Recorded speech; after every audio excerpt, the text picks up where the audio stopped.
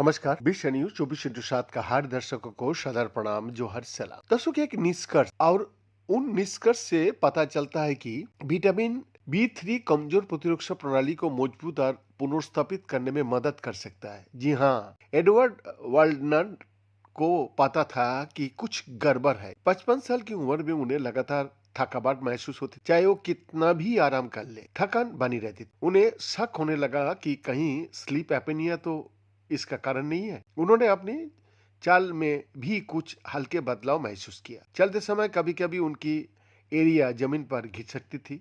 एक दिन जब उनके लक्षण और बढ़ गया तो उन्होंने आपातकालीन विभाग में इलाज कराने के लिए फैसला किया। डॉक्टर ने कहा कि मेरे दिमाग में एक गांठ है और मुझे एक ऑन्कोलॉजिस्ट से मिलने की जरूरत है, वाल्डन ने सबको बोला।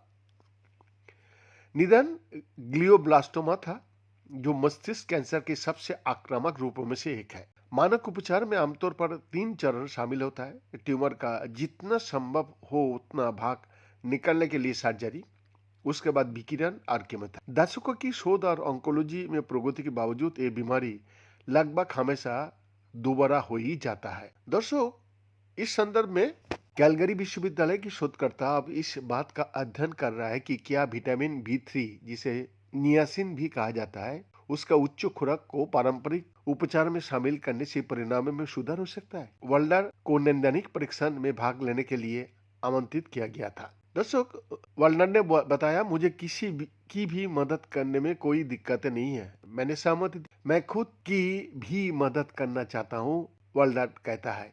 मैं आपको बता सकता हूँ कि इस शोध का हिस्सा होने से मुझे मानसिक रूप से मदद मिलती है, क्योंकि हम कोशिश कर रहा है। सर्जरी के बाद जब मैं अस्पताल से निकला तो मुझे बताया गया कि बस इतना ही, हम इससे ज्यादा कुछ नहीं कर सकते। इस अध्ययन का नेतृत्व मस्तिष्क कैंसर विशेषज्ञ डॉक्टर ग्लोरिया रोल्डेन ओर्कट्रडी और मस्तिष्क में प्रतिरक्षा प्रतिक्रियाओं का अध्ययन करने वाले तंत्रिका वैज्ञानिक डॉक्टर बी जोंग कर रहे थे। दोनों ही हटचकिस मेन इंस्टीट्यूट और आनी चारेबुनियो कैंसर इंस्टीट्यूट से संबंध था।